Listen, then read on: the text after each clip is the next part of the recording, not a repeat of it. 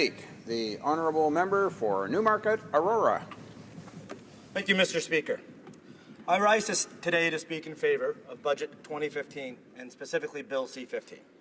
At the outset, I want to let this House know how proud I am of this budget and how proud I am to be part of a government that believes in Canada and believes in Canadians and believes in restoring hope and rewarding hard work. This government is taking on what the past government couldn't. That is, giving Canadians relief where it is needed most, and removing measures that provide little to no help to many Canadians. Investment is desperately needed, and it is needed now. Canada has the lowest debt to GDP ratio of any G7 country, and its interest rates are at historic lows. Now is the ideal time for Canada to invest in its future success. The strategic and smart investments in Budget 2016 will strengthen and expand the middle class. They will reduce inequality among Canadians, and what I think is especially important, they will position Canada for sustained economic growth for years and years to come. There are 5 important points I would like to make in the House today about Bill C-15. One is the elimination of the boutique tax credits. The second is the Canada Child Tax Benefit, which will help more people tax-free. I want to talk a little bit about much-needed help for seniors. I want to talk about connecting people with their tax benefits more efficiently. And lastly, but not least, support for veterans. We speak a lot about fairness in this House. Fairness in our marketplace, fairness for our constituents, fairness throughout this great country. However, in the past, this fairness was hindered by promises that were just an illusion for many Canadian families. The past government created a series of boutique tax credits, many small, seemingly significant benefits that were designed to help Canadians, but frankly were simply smoke and mirrors. Tax credits like the Children's Fitness Tax Credit and the Children's Art Tax Credit appear, at first glance, to help all families. But families quickly realized that this only provided a 15% tax credit on the first $500 for families who could already afford these activities. It did nothing for those families who couldn't afford the activities in the first place. For many Canadian families, the reality is that after food, shelter, and all other necessities for their family, little is left over to help their children become more involved in the community through extracurricular activities. This means that those who needed it most were unable to garner that support.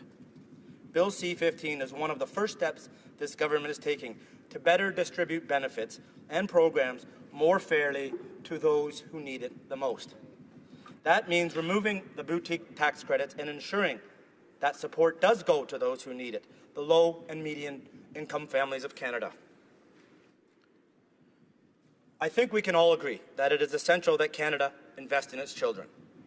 This government is also working hard to distribute money to those who need it most through the new Canada Child Benefit. Canada's existing child benefit system is complicated and isn't tax-free nor income tested. The system set forth by the previous government is flawed and ultimately inadequate in meeting the demands of so many Canadian families. Once again, it does not target those who need it the most.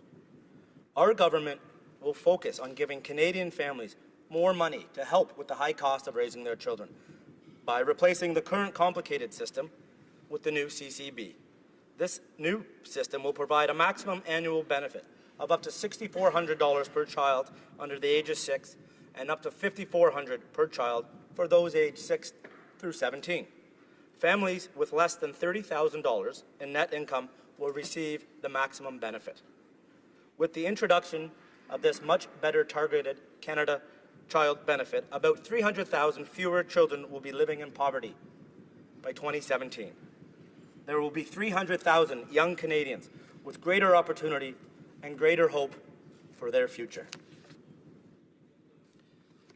This government has also made a clear commitment to improving the lives of seniors. A key element of this commitment is improving the quality of life for seniors through strengthening public pensions and increasing social infrastructure funding for seniors living. The government has made significant new investments to support seniors in their retirement years.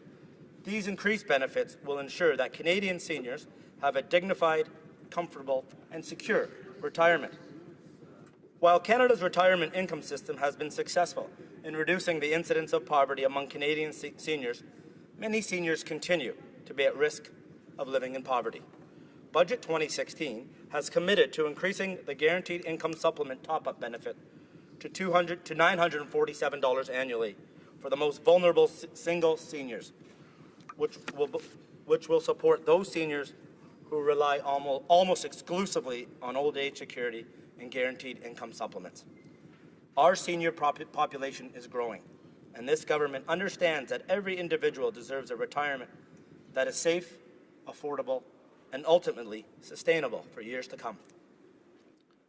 Not only will these benefits now be available to those who need it most, but this government has also made it clear that they want all Canadians to be aware of tax benefits for which they qualify. While the tax system seems overwhelming and daunting to so many Canadians, this government will increase accessibility through outreach and simplified tax return processes. Through proactive outreach, Canadians are more likely to know and collect the benefits they deserve. And with fewer slips and credits to claim, Canadians' tax returns will be simpler. This reflects a new approach for government, one that offers immediate help to those who need it most and helps set the course for growth for all Canadians.